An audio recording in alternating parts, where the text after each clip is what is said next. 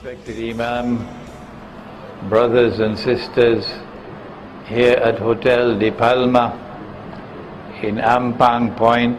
Don't forget, it's Ampang Point. When you come from different parts of the world to stay here, don't go to the other hotel. In Malaysia, Assalamu alaikum wa rahmatullahi wa barakatuh. First of all, we are grateful to Surau Nur al-Hikmah at Hotel De Palma for kindly agreeing to a switch of topics for tonight. Tonight we brought forward a topic which was supposed to be delivered later. Tonight's topic is that fascinating topic of dreams and visions in Islam. And you do dream sometimes, don't you? Dreams and visions in Islam. And we also announced tonight the postponement of the lecture which was supposed to take place right here on the 22nd on the Muslim alliance with Rome, because I am discovering the subject to be far more complex than I anticipated, and my preparations for that lecture, I don't have enough time now. So I prefer to postpone the lecture until a later date when I'll be more comfortable with the topic. And so, dreams and visions in Islam, the forgotten branch of knowledge. Hardly ever do you hear someone speaking on this topic. We chose this topic for tonight because Nabi Muhammad alayhi salatu wasalam in the month of Rajab had that ru'ya in which Allah subhanahu wa ta'ala, the Quran refers to it as a ru'ya, when Allah subhanahu wa ta'ala took him on a journey. It was not a spiritual experience alone, it was the totality of his being on the Isra and Mi'raj. And so tonight we return to this vitally important subject of ru'ya, dreams and visions in Islam. And we chose to begin with that verse of Surah to Yunus of the Quran. Yunus, Jonah, the 10th surah of the Quran, in which Allah subhanahu wa ta'ala declares, بَعْدَ أَعُوذُ بِاللَّهِ مِنَ الشَّيْطَانِ الرَّجِيمِ إِنَّ أَوْلِيَاءَ اللَّهِ لَا خَوْفٌ عَلَيْهِمْ وَلَا هُمْ يَحْزَنُونَ. Those whom Allah draws close to Him, befriends them, protects them, the awliya Allah, they live lives in which they will have to experience no fear and no cause for grief.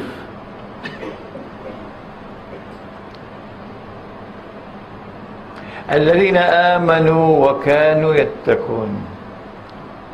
These are a people who had faith and who also had taqwa, the fear of Allah, the consciousness of Allah in their heart. And for them Allah says, لَهُمُ الْبُشْرَى فِي الْحَيَاةِ الدُّنْيَا. For them there are good news, glad tidings in the life of this world. وَفِي الْآخِرَةِ, and in the hereafter as well, glad tidings and good news for them. لَا تَبْدِيلَ لِكَلِمَاتِ اللَّهِ. And when Allah gives His word, Allah keeps His word. Allah's word never changes. ذَلِكَ هُوَ الْفَوْزُ الْعَظِيمُ. When you get glad tidings and good news, that's the supreme success. Nabi Muhammad sallallahu ta'ala alayhi wa sallam, in explaining this verse of the Quran, said that the bushra, the good news, the glad tidings that come to those who are His faithful servants, Allah's faithful servants, that good news and glad tidings, that mubashirat, comes as ru'ya sadiqa and ru'ya salihah. Good visions and true visions, and good dreams and true dreams. And about good dreams and good visions, and true dreams and true visions, he said something more vitally important for this age, that I recognize and you recognize as the age of Dajjal, but others don't, sadly so. You cannot explain the reality of the world today without reference to Dajjal, the false Messiah. If you attempt to do so, you're just whistling in the wind. That's what I have to say to them. Any rational person, any person of knowledge would know that you cannot explain, you cannot penetrate the reality of the world today to explain events which are unfolding constantly and which are also about to unfold. Events in which the state of Israel and the Zionists and the Anglo-American Judeo-Christian Alliance and NATO are playing a central role. You can't do it without reference to Dajjal, the false Messiah, who sees with one eye, who has external sight, but is internally blind. And Allah subhanahu wa ta'ala has given to us Surah Al-Kahf of the Quran as the surah par excellence, the surah, the only surah with links to Dajjal, about which the Prophet himself alayhi salatu wasalam has confirmed. Recite the first 10, recite the last 10 verses of Surah Al-Kahf, and you will get protection from the fitna of Dajjal, who sees with one eye. This is epistemology, the branch of knowledge which studies knowledge. And in this surah, Allah gives us the answer to Dajjal. And he is Khidr alayhi salam. And Khidr alayhi salam is the model of Islamic scholarship in Akhirul Zaman. The Islamic scholarship which can penetrate and recognize the reality of the world today, and which has the capacity to respond to it appropriately. That model of a scholarship, that man who is the teacher of a prophet, is Khidr alayhi salam. And he receives knowledge directly from Allah. وَعَلَّمْنَاهُ مِن لَدُنَّا عِلْمًا. There are those who have a methodology, and I have to come back to it again and again and again, because somehow I'm failing in impressing them. I'm failing. A methodology which says that there is no more knowledge to come from the Quran and from the ahadith of Prophet Muhammad alayhi salatu wasallam, other than that which has already been given by the Messenger of Allah and by his companions, the early Muslims. No new knowledge is to come. No new knowledge is to come which can explain whatever is in the Quran and whatever is in the Hadith. And yet, listen to a Hadith that you hardly ever hear, from the mimbar or outside the mimbar. The Prophet said, sallallahu ta'ala alayhi wa sallam. Have you ever heard it before? He said Nabuwa and Nabuwa, or prophethood, is comprised of 46 different parts. The hadith is in Sahih Bukhari. Nabuwa or prophethood is comprised of 46 different parts. After me, Muhammad alayhi salatu wasalam, nothing remains of prophethood in the world other than one part. Other than one part. There is one part of prophethood still remaining in the world today. Should we not bow our heads in humility and in gratitude to Allah, who in His kindness has still left into the world, still left with us in the world, one part of prophethood, the forgotten path, the forgotten part of prophethood that no one talks about. Tonight here in De Palma, we remind ourselves. He said that one part of prophethood still remaining in the world is a ru'ya sadiqa and a ru'ya salihah. Good dreams and visions, and true dreams and visions are the last remaining part of prophethood in the world. And how can you say that there is no more knowledge to come? That's wrong methodology. The subject is therefore of supreme importance.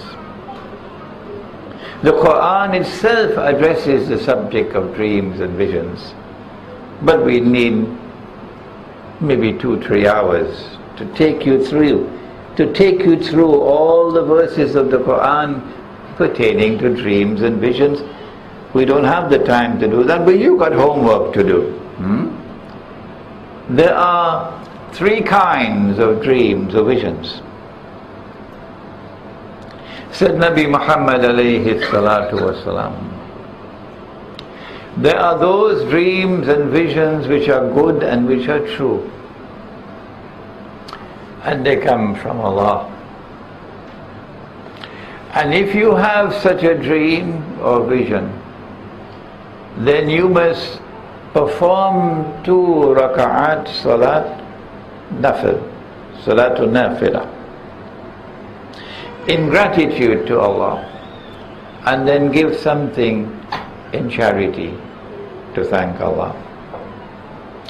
And then there are dreams which come from shaitan, and these are evil dreams, these are nightmares, these are tricksters, these are dreams of deception. And when you have such a dream, said the Prophet ﷺ, a dream from shaitan, which of course you will have to recognize yourself. You don't have time to wake up, go to the computer, send an email to Sheikh Imran. Could you kindly tell me whether this is of shaitan? You will have to recognize it yourself. When you wake up from your sleep, you must turn your head to your left shoulder. Nobody ever told this to me.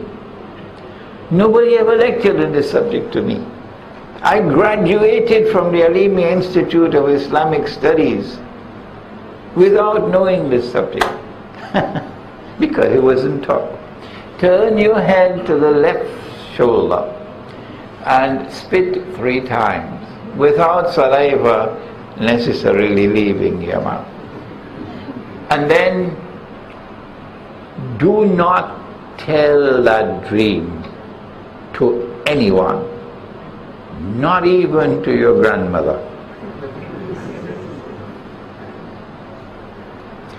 And if you do that, and if you want to go back to sleep, then if you were sleeping on your right side, turn to your left side, change.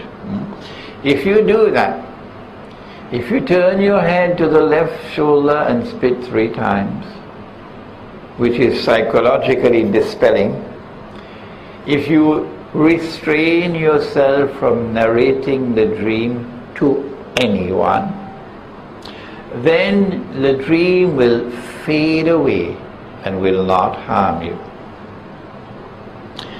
And then there is a third kind of dreams, and this is the one which has engaged the attention of Western psychologists like Sigmund Freud and Carl Jung and Alfred Adler and other psychologists, psychoanalysts. And that is the dream that comes from your own heart, in which your heart speaks to you. Dreams from your own nafs. We wish we could have taken you tonight through all the dreams of the Quran. Number one, the dream or vision of Ibrahim alayhi salam, in which he saw himself sacrificing his son. Number two, the dream of his great-grandson, Nabi Yusuf alayhi salam, the Prophet Joseph, in which he saw the sun, the moon, and 11 stars bowing down and making sajda before him. Number three and number four, the dreams of the two prisoners whom he met when he was sent to prison. Sometimes when you're a very handsome man, sometimes when you're an extraordinarily beautiful woman, it can create problems, you know. It can create problems. So he is in prison, and these two prisoners come to him, and they narrate their dreams to him. The one who said, he's a butler for the king, he serves the king. He said, I saw myself pouring wine for the king. And the other one, who is a baker, he said, I saw myself with a basket of bread, loaves of bread on my head, and the vultures were picking from it. And then there is 1, 2, 3, 4. Number 5, the king himself. Quran does not say Fir'aun. MashaAllah. Meticulous accuracy in the Quran. It does not say Fir'aun, it says king. And you might want to ask yourself why. That's your homework. And the king has a dream. 7 thin cows and 7 fat cows. And the thin cows devour the fat cows. 7 ears of corn with the grain still in the husk. And 7 ears of corn with no grains on the husk. And then there is the dream of someone who descended from Yusuf alayhi salam many generations later, the mother of Musa alayhi salam, who was given the wahi, the inspiration to put the baby in the basket, put the basket in the river, and Allah then took the baby to where He took the baby.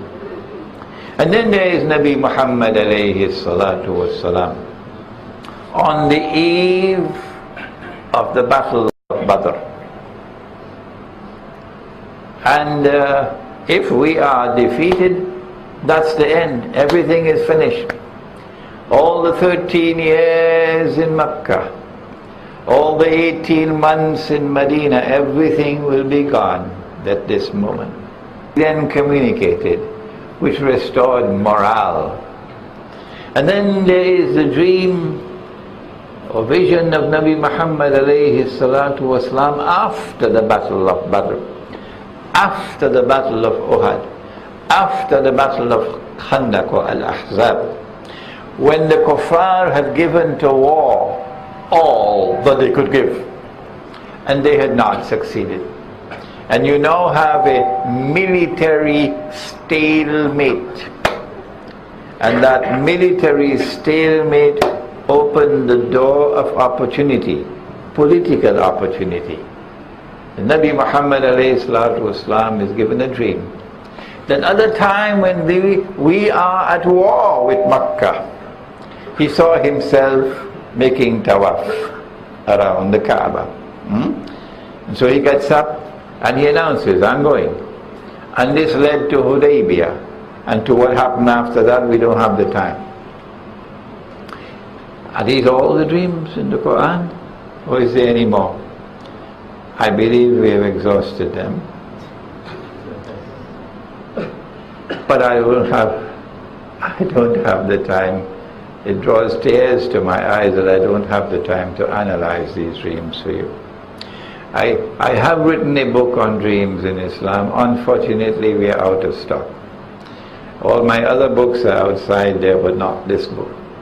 But if you go to the internet or you go to my website, you can read the book, in which there is an analysis of these dreams, each one of them. A true dream or a true vision can also be one in which you see Prophet Muhammad alayhi salatu wasalam. He said, Man ra'ani faqad ra'a al-haqq. Whosoever sees me has truly seen me. Whosoever sees me has truly seen me. For shaitan cannot take my form. I will refrain from analyzing this statement as well for purposes of time. Good dreams and true dreams can be dreams of prophets. Good dreams and true dreams can be dreams of Jannah. Sometimes a dream of Jahannam comes your way to wake you up. Like that 17-year-old Egyptian boy who was wayward, wasn't listening to his father. When I met him, he was working at the United Nations in New York. And he sat down with me and narrated his dream. He wasn't performing his salat. And he went to sleep. And in his sleep he saw a very vast field. And he saw multitudes and multitudes of people. But what happened to them? Have they gone mad? He saw them tearing their clothing and tearing their hair and beating their chests and flinging their hands up in the sky and throwing themselves down on the ground. Men and women with no care about whether they expose themselves or not. And they're sweating like horses. And they're begging and begging and begging Allah for forgiveness. And he suddenly realized, to his horror, that this was Judgment Day. That he was seeing Judgment Day, and that he would have to face the same. And when he woke up, his entire body was wet. The fright was so great, and he felt tremendous hunger.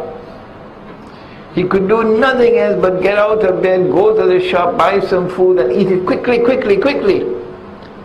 And then back again in the bed as though something was pulling him back into the bed. And as he got back in the bed, he fell asleep and the dream came back and continued from where it left off. He said, when I woke up, from that day to this day, I have never missed a salat. His life changed. His life changed. And so a dream, a good dream, can be a wake-up call. A wake-up call from Allah. But good dreams and true dreams are not just dreams and visions of people. No. Dreams and visions can come to those who are struggling in the path of knowledge. Every major scientific discovery in the scientific and technological revolution that we have experienced these last 300, 400 years, every major breakthrough in the scientific and technological revolution has come to a scientist who has planted and planted and planted, and then suddenly, insight, and an answer comes to him through insight.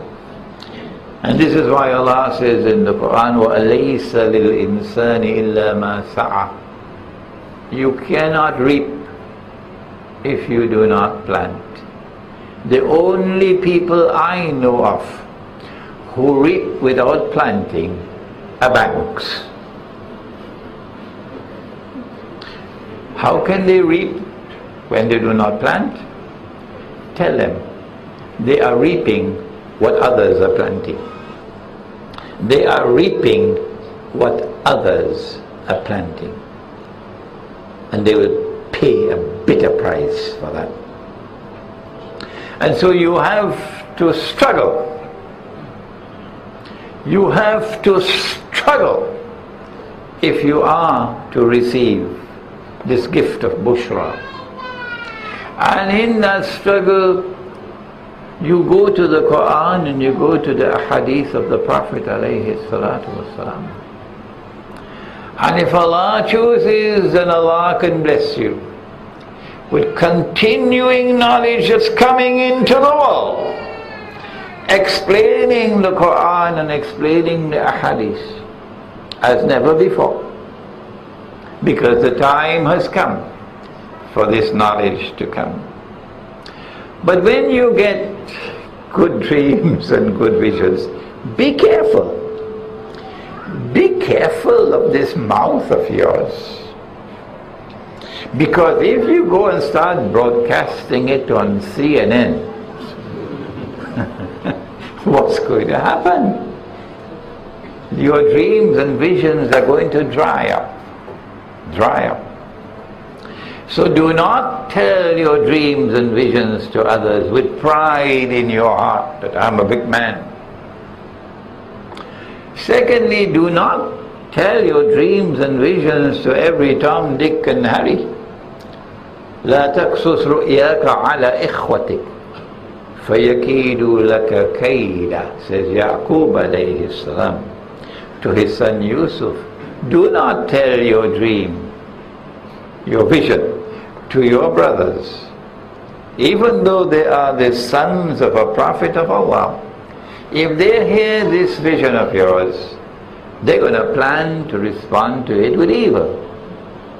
And so dreams and visions which are from Allah, good dreams and good visions, you do not tell to everyone.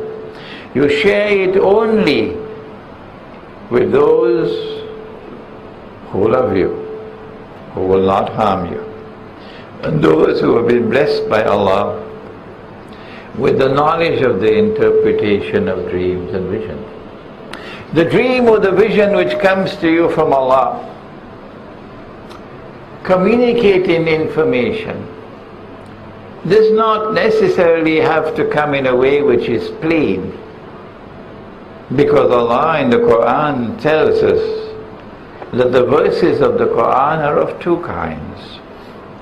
There are those verses which are the heart of the Quran, Ummul Kitab, which are muhkamat, plain and clear. You don't have to send an email to Sheikh Imran. Could you kindly interpret this dream for me? Plain and clear. But Allah in His wisdom, has chosen to also send in the Quran verses which are not muhkamat, verses which have to be subjected to ta'wil. Ta'wil means interpretation, and they are called mutashabihat. They are verses which have to be interpreted. interpret it. And in Surah Yusuf of the Quran, وَكَذَلِكَ يَجْتَبِيكَ رَبُّكَ وَيُعَلِّمُكَ مِنْ تَأْوِيلِ الْأَحَادِيثِ إلى آخر الآية. It is Allah who blesses you with this knowledge, how to interpret dreams and visions, ta'weel al-ahadith. It is not taught in the International Islamic University in Gumba. It's not taught in any university. No. No teacher can communicate this knowledge to any student. No. Imam Muhammad ibn Sirin's book is very nice to read, but that does not give you the meaning of your dream. No. The only way you can get knowledge of the interpretation of dreams is if Allah gives that knowledge to you. Allah blesses you with that knowledge. The knowledge which comes from true dreams and true visions has a status which must be respected. It is the last remaining part of prophethood in the world today. Before we proceed to the dreams which come from shaitan, I would like to give you a few examples. And if Imran Hussein is boasting, Allah will take away whatever little knowledge he has. If Imran Hussein speaks with pride, Allah will surely take away whatever little knowledge he has. Having said that, here is a verse of the Quran in which Allah subhanahu wa ta'ala gives a command. بَعْدَ أَعُوذُ بِاللَّهِ مِنَ الشَّيْطَانِ الرَّجِيمِ يَا أَيُّهَا الَّذِينَ آمَنُوا, O you who have faith in Allah, لَا تَتَّخِذُوا الْيَهُودَ وَالنَّصَارَى أَوْلِيَاءَ. Do not take the Jews and do not take the Christians as your friends and allies. Stop. Go to the respected books of tafsir and read what is there as explanatory. Tafsir is explanation of this verse of the Quran. Read it all. And now listen to what I am asking. Is Allah speaking about all Jews and all Christians? Or is He speaking about some Jews and some Christians? An important question. When I go to the rest of the Quran, it becomes clear, without doubt, that Allah could not be speaking about all Jews and all Christians. No. For example, in Surah Al-Ma'idah, وَلَتَجِدَنَّ أَقْرَبَهُمْ مَوَدَّةً لِلَّذِينَ آمَنُوا الَّذِينَ قَالُوا إِنَّا نَصَارَى. That you will most certainly find in time to come those who will be closest and dearest to you in love and affection and compassion will be those who say, we are Christians. We have with us here tonight, I can't mention his name for security purposes, but he's a Frenchman. He's not Muslim. He's traveling from Southeast Asia to France. And he discovered about this lecture on the internet, and he stopped over in Malaysia to come to this hotel to attend this lecture tonight. And so you don't say all Christians are enemies and write them off. You cannot be friends with a Christian. How foolish. Will we have in our midst tonight a Christian who has acted in this way? If Allah is not speaking about all Jews and all Christians, was she a Christian woman? The white American woman who went to Palestine. What was her name? Rachael Corrie. She went to Palestine. to protest against the Zionist destruction of the homes of the Palestinians.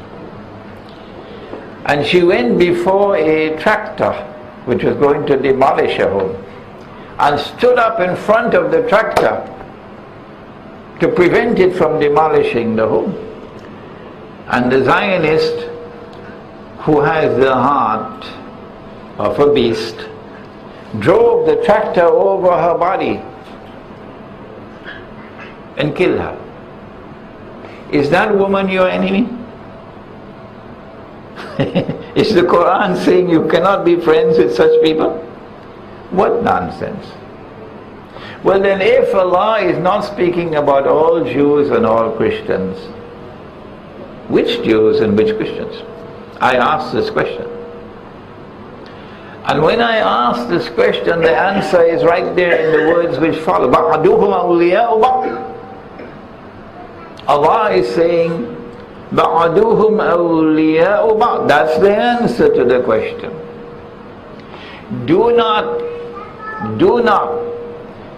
take such Jews and such Christians as your friends and allies, بَعْدُهُمْ أَوْلِيَاءُ بَعْضٍ, who themselves are friends and allies of each other. The Quran is anticipating the emergence of a Judeo-Christian alliance, Judeo-Christian friendship and alliance. When that Jewish-Christian friendship and alliance emerges, do not be friends with them. That Jewish friendship alliance was never there when the books of Tafsir were written. It's only in this modern age that it has now emerged. It is the Anglo-American Judeo-Christian alliance which has embraced the Zionism, which has NATO as its military arm. Allah is saying, do not be friends and allies of these Jews and Christians. وَمَن يَتَوَلَّهُ مِنْكُمْ فَإِنَّهُ مِنْهُمْ. And whosoever takes them as friends and allies, as the so-called mujahideen in Libya and so-called mujahideen in Syria, they're angry with me. I know they're angry with me. So-called mujahideen who entered into an alliance with NATO to overthrow the Libyan government. I am not a supporter of the Libyan government. What absolute nonsense. I've never been a supporter of the Libyan government or the Syrian government. What rubbish. Absolute rubbish. I'm talking about your alliance which is prohibited by Allah. And you would not listen to me. Here is an interpretation of the verse of the Quran which was never given before. And because it was never given before, this is the first time it was given, they will not accept it. They close their eyes, they close their ears, they close every single thing to this interpretation of the Quran. Why? Because it was never given before. New knowledge cannot come. How sad it is. So when new knowledge comes from the Quran, Allah blesses you with that new knowledge. Remember, this is not the Quran, this is not the Hadith. So this does not have the authority of the Quran and Hadith. No, this is a vision, this is an insight. And so when you have this insight, when this knowledge comes through this medium, the last remaining part of prophethood in the world, you simply communicate it to the people. And they have the choice if they wish to accept it or if they wish not to accept it. How much time left for the azan? No. Not yet. We turn now to the second kind of dreams and visions. And they are from Shaitan, from Iblis, from Satan. And they have a specific purpose. Their purpose is to make your life miserable. Their purpose is to try to deceive you, is to try to misguide you. Like you have a dream or a vision and you are walking down the road, Pasamalam, in the night market, and there are very bright lights in the night market, and there were some youngsters playing football. And you stop by with your bag, with your groceries, your market stuff, and you're looking at them playing football. But then you notice, wait a minute, they're playing football with my head.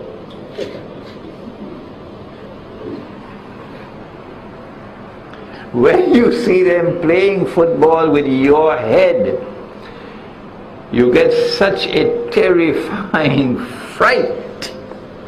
You could have a heart attack. You sweat. You wake up terrified. And this is called a nightmare.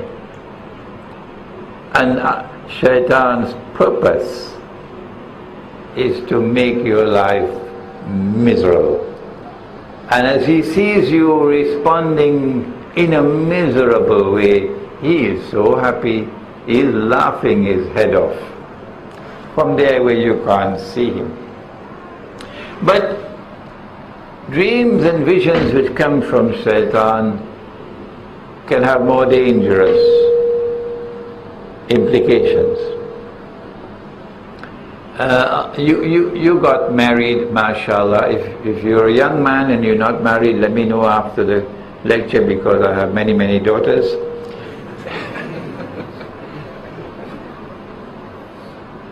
You got married, mashallah, and Allah gave you a lovely girl as your wife. She's in hijab. She's not bareheaded. No. She covers. She does not reveal the charms that Allah gave to her. No. She is modest, mashallah. She's shy. The essence of a woman is being shy and bashful. Not like Uncle Sam's daughters. No. Who have lost all shyness, all bashfulness, and hence are becoming less and less feminine and more masculine. So Allah blessed you with a wife who performs her salat. She does not miss her salat. She protects in her husband's absence what Allah will have her protect. She is righteous. And you are living a happy life. It is as though a piece of heaven has fallen down on earth. And Shaitan then launches his attack. Is it time for azan?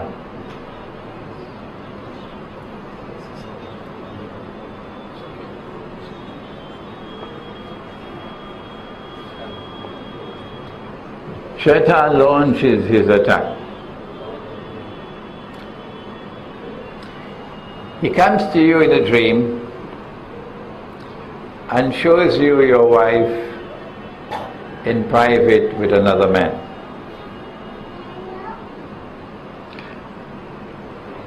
And you wake up in the morning and you're not pleased at all. And from your face she could see something is wrong. And you're talking to her in a very harsh way and looking at her. She asks, what's wrong? This is what I saw last night. Her heart begins to crumble. But she says nothing. 1 week later, Shaitan comes back. Some of you may have had these dreams. And you now see your wife in bed with another man. And when you wake up, you're at war. A declaration of war. Oh my gosh, you're stamping your foot, you refuse to eat any food, you slam the door when you're leaving the house. And what's going on here? She realizes that you don't trust her anymore. You don't trust her anymore.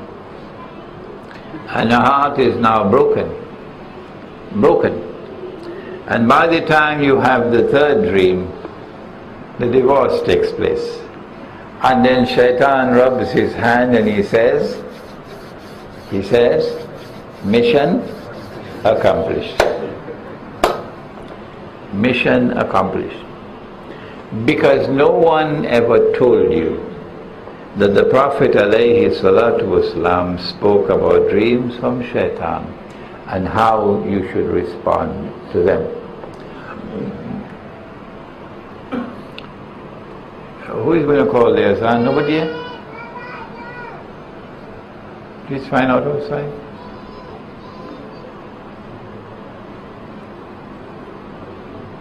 It is the time for the azan, isn't it? Okay, so go ahead, call the azan. Bismillah. You can't wait. In India, 100 years ago or more, and he had dreams and visions. So many that they were able to compile a book. And in these dreams and visions he was given 95% of the truth that was dazzling, that he could correct all the rest of the ulama. Example, Allah says in Surah Al-Baqarah of the Quran, بعد أعوذ بالله من الشيطان الرجيم ما ننسخ من آية أو ننسها نأتي بخير منها أو مثلها. We do not cancel, we do not abrogate, nor do we cause to be forgotten any ayah, but that we replace it with that which is better or that which is similar, not different, better or similar. Because of this verse of the Quran, 99% of our scholars came to the conclusion that some verses of the Quran have cancelled and abrogated other verses of the Quran, and that some verses of the Quran have been forgotten, they are no longer in the Quran. When I heard that in the classroom of tafsir, I said to myself, because I couldn't say it to the teacher, what absolute rubbish. Can't say that to the teacher. Huh? What absolute rubbish. When the class was over, I went to the scholar, my teacher Maulana Dr. Muhammad Fadlur Rahman Ansari Rahimahullah. I said, Maulana, that's what they just taught me in the classroom. He said, they are wrong. And Mirza Ghulam Ahmad said the same thing. He said, no verse of the Quran has been cancelled and abrogated. And if any verse of the Quran is cancelled and abrogated, who has the authority to say so? Only he who was appointed to teach the Quran. Not Sheikh so and so and Sheikh so and so and Sheikh so and so. Huh? And Nabi Muhammad alayhi salatu wasalam has never declared any verse of the Quran to be cancelled and abrogated. And yet 99% of our scholars hold this belief.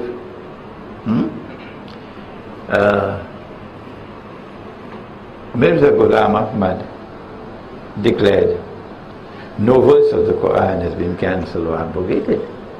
He was right. And on several other issues he was correct. And yet this is a man who was convinced because of the voice who was speaking to him, Shaitan, Dajjal, that when Nabi Muhammad alayhi salatu wasalam said that there is a mujaddid to come at the turn of every century, he was the mujaddid.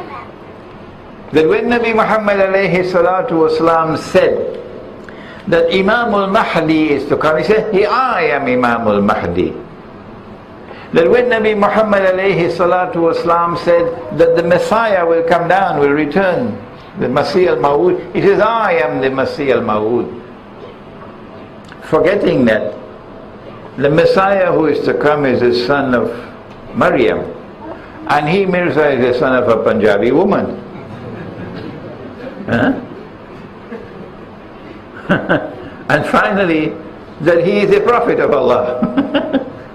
He is a prophet of Allah. He says there are two kinds of prophets: full-fledged prophets and part-time prophets. He is the part-time one. Zilli Nabuwa.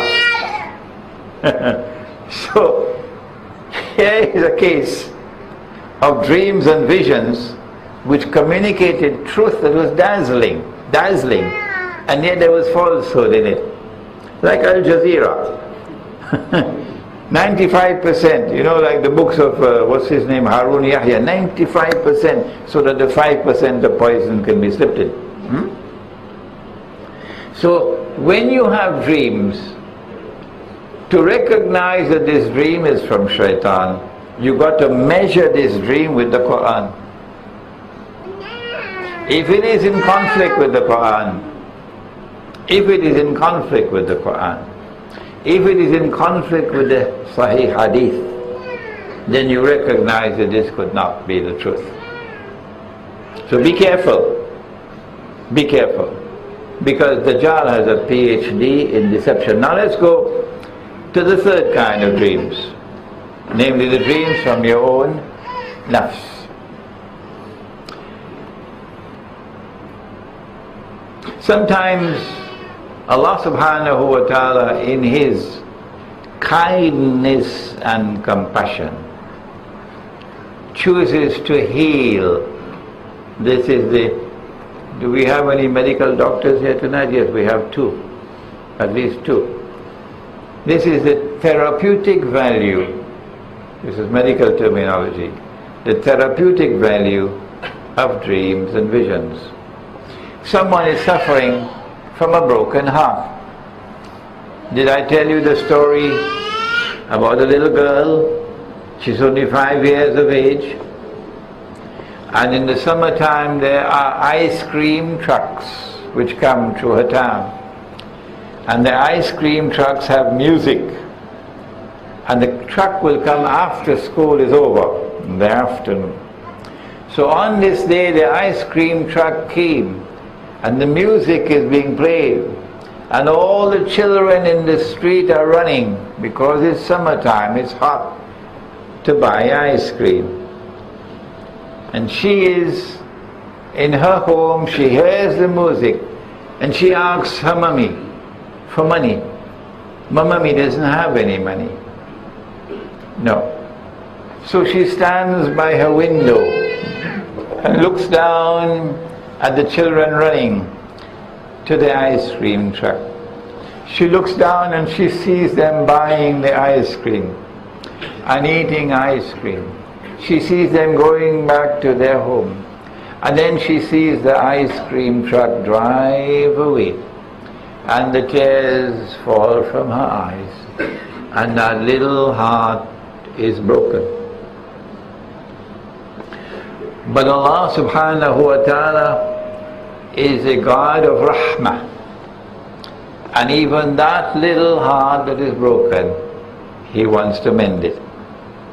So the heart responds with a dream. And in the night the ice cream truck came again. The ice cream truck came again.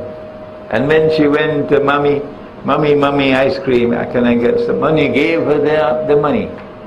And she ran down the road, and she bought the ice cream, all that she wanted.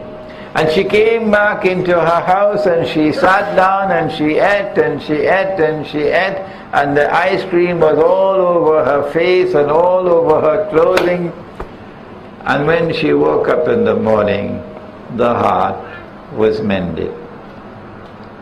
Praise be to Allah, who uses a dream from the heart to heal the heart. And then there was this girl, she was just 14 when he married her. Of course now in the age of Dajjal she has to be 26. Only a fool will marry at 14. Huh? This is the age of Dajjal. The age of Dajjal. Maryam alayhi salam, had just reached the age of puberty. She could no longer live in the temple. And then the angel came to her in the form of a man. And the angel communicated to her the news, you're going to have a baby boy. And she became pregnant. At what age? Not 22, not 24, not 26. She was just turned puberty. So she must have been about 13, 14 for the most. Aisha radiallahu ta'ala anha. And the hadith says, Sahih Bukhari, that Aisha radiallahu ta'ala anha said that Nabi Muhammad alayhi salatu wasalam married me when I was 6 and consummated the marriage when I was 9. That is in manifest conflict with the Quran. Manifest conflict with the Quran. If ever there was a fabrication, that's a fabrication. No. Aisha radiallahu ta'ala anha had to have reached the age of puberty for the marriage to take place. And there are many scholars who have done the research, mathematical research, and have published their findings to show it was impossible for Aisha radiallahu ta'ala anha to have been 6 when that marriage took place. Indeed, no marriage ever took place here on earth. Allah married them. So here are two cases where marriage takes place early, not late. Okay? And when we build our Muslim village, mashallah, our girls are going to be married very early. Very early. So she got married when she was just 14. And he was maybe about 21 or so. And they lived for 50, 60 years together. And they had so much love between them. I don't know whether he had any other wives, but this one, they were very happy. And when he became an old man, he used to walk with a walking stick, and with the other hand, he'd be holding hands with her and walking in the garden. You ever held hands with your wife and walked? And then he died. And when he died, she was broken. She doesn't eat anymore. No. She can't sleep properly. No. She's just sitting on her rocking chair as though she's in another world, not talking to anyone. Her children and her grandchildren are worried. If she continues like this, she'll die. She'll die. And then in the night, he came. He sat beside her on the bed. He held her hands. He talked to her. He joked and laughed with her. He spent the whole night with her. And when she woke up in the morning, look at Granny. What happened? She's so brisk, she's moving, she's washing, she's cleaning, she's in the kitchen, she's giving orders here and there, like she used to be before. Something has happened. The dream has come to mend the broken heart, to restore her to a state of health. And praise be to Allah. But beforehand, your heart can do something else to you. You see, you have this hat and the bed, and you're quoting Quran and Hadith and Quran and Hadith and Quran and Hadith, and everybody honors you and respects you. Shake, shake, shake, shake, shake. They, when you come, they want to take picture with you, picture with you, picture with you. So you got the impression that I'm a big man. I am a big man now. I'm a great man. I'm a famous man. So you went to sleep. Now, a long time you didn't have, in this age of progress, you know, you take the toilet and put it inside the house. In this age of progress, you take the toilet, put it inside the house. But in that age, when you didn't have this kind of progress, people used to have a latrine at the back of the house. Sometimes you had a septic tank, or sometimes simply you dug a hole. And when it was full, it had to be cleaned. So the structure that was built was movable. So you just get two men to move it, so the hole is exposed, and somebody will have to come with a bucket to come and take out all that stuff inside it. The latrine cleaner. So the big Sheikh, honored and respected, everybody wanted his photograph. And he saw himself in a dream. And this is his profession. He has to go to everybody's latrine and clean it. That was his heart speaking to him and saying to him, that is what the world thinks you are, but this is what you really are. This is your status. The knowledge of his status is communicated to him in a very private way, so it does not embarrass him in front of the people. It is meant to wake him up. You living in fantasy land, you better wake up. You're misguided. You're on the path to destruction, and your heart is speaking to you, so you better listen to your heart. This is why when I wrote my book on dreams in Islam, I said, tell me your dreams and I'll tell you who you are. Now finally, if you want to have good dreams and true dreams, what should you do? What should you do?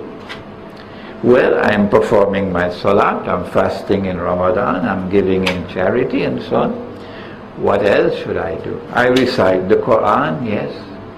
I am not committing zina. I am not drinking fire water. What should I do? Make sure that you take your evening meal early, between Asr and Maghrib, or immediately after Maghrib.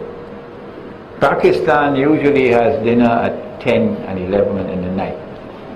So Pakistan has a lot of problems now. Nobody has dinner early. So take your dinner early, your evening meal. Do not eat a mountain of food. No. Eat a moderate meal that can be easily digested. And then shortly after Salatul Isha, go to sleep within an hour and a half of Salatul Isha. But Sheikh, I can't do that. I normally sleep 1, 2 o'clock in the morning. I have to go surfing on the internet. I have satellite TV, I have this, that. No. You come to my home in Gumbak, you won't see a television set. I don't buy the daily newspapers. And you live a very nice life, huh? No television and no newspapers. Not even radio. So, go to sleep early. And before you sleep, you make dua. Oh Allah, if you see any good in me, kindly give me a good dream. And if Allah is pleased with you, then Allah can bless you with good dreams. But I would like to suggest that when you make dua to Allah, don't keep anything haram on your person. Like this piece of bogus and utterly fraudulent and utterly haram paper money. If Nabi Muhammad alayhi salatu wasalam were to come today and see this paper money, guess what he would say about it? If you do that, then Allah subhanahu wa ta'ala may bless you with good dreams and true dreams. ربنا تقبل منا إنك أنت السميع العليم وتب علينا يا مولانا إنك أنت التواب الرحيم برحمتك يا أرحم الراحمين آمين.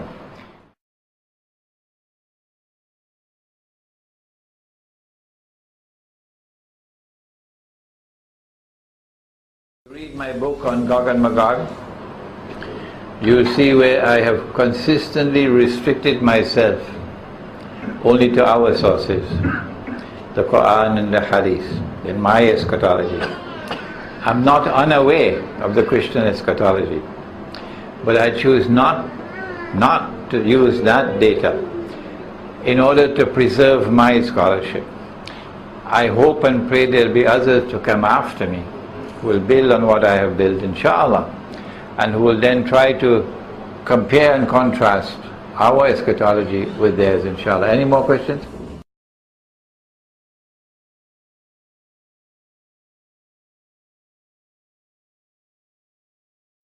Good question, good question.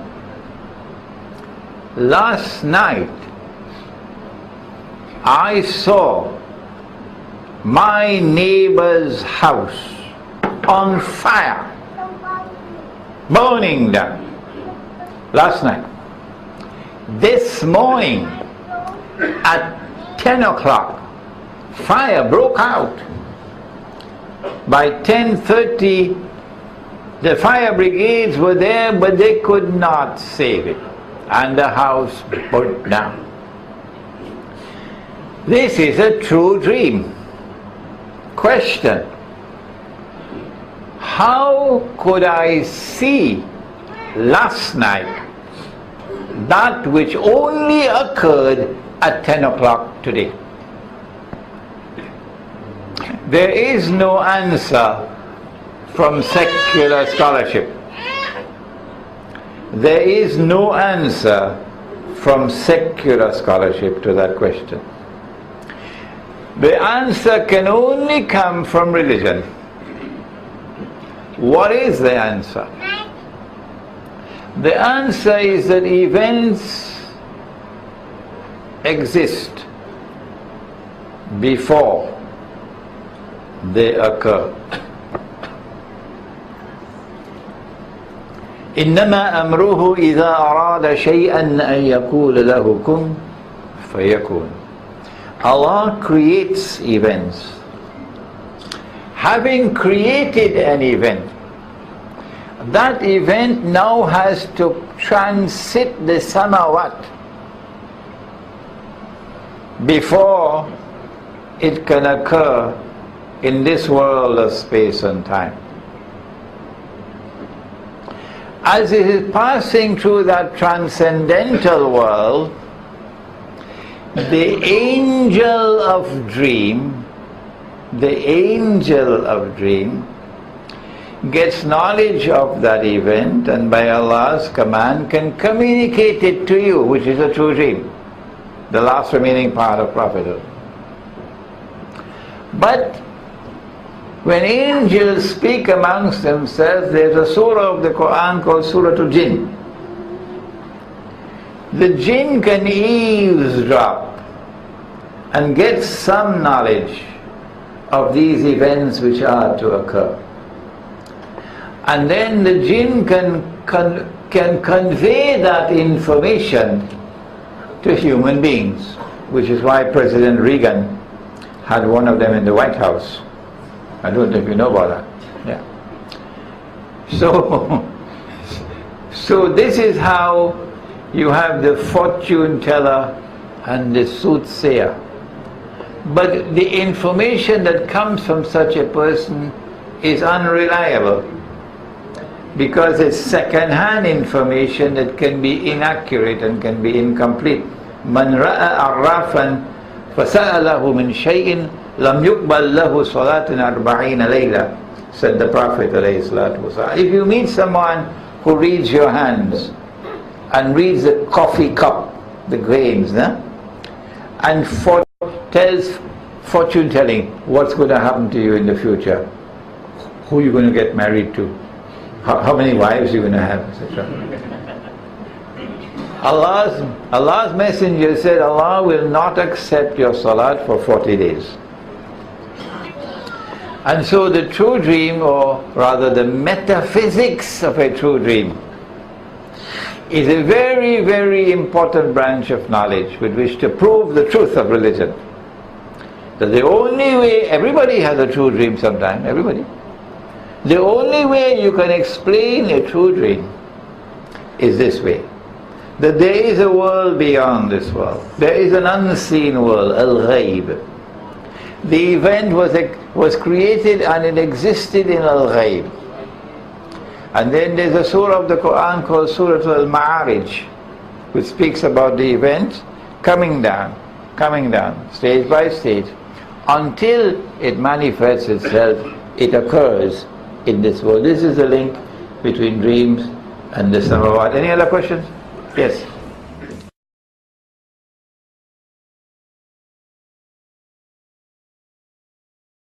I had the time to analyze the dreams in the Quran.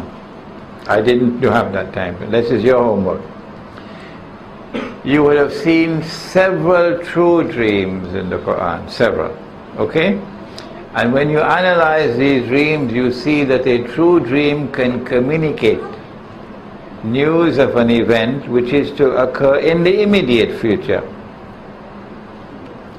And true dreams can convey news of events which are to occur in the distant future.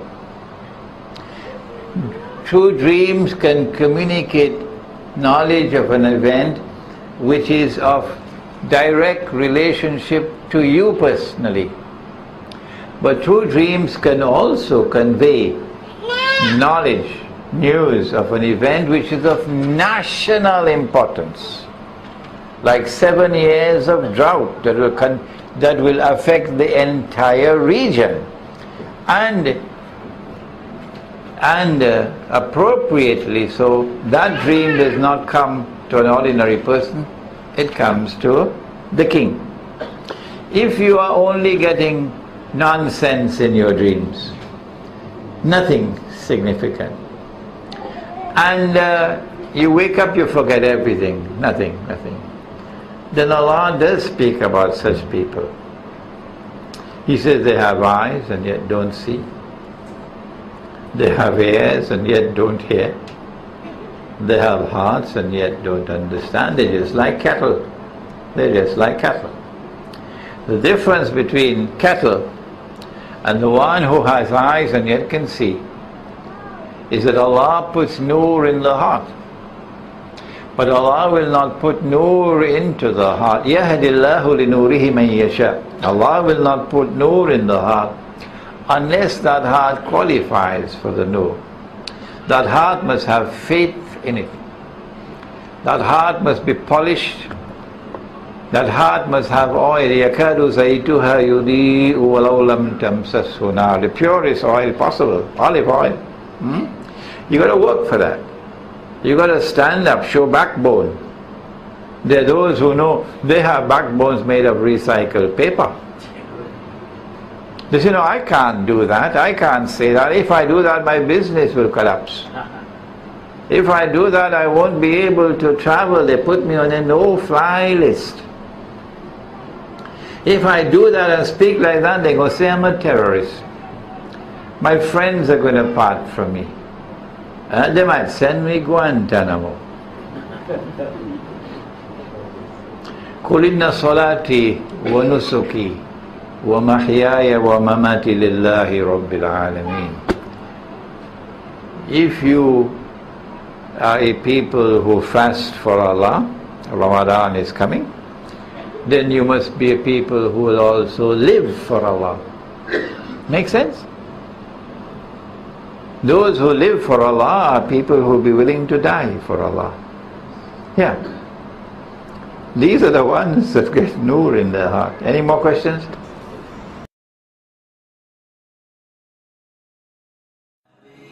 تأمل قدرة الرحمن وانظر سيهديك التأمل للصواب ومد الطرف في كل النواحي سؤالك سوف يرجع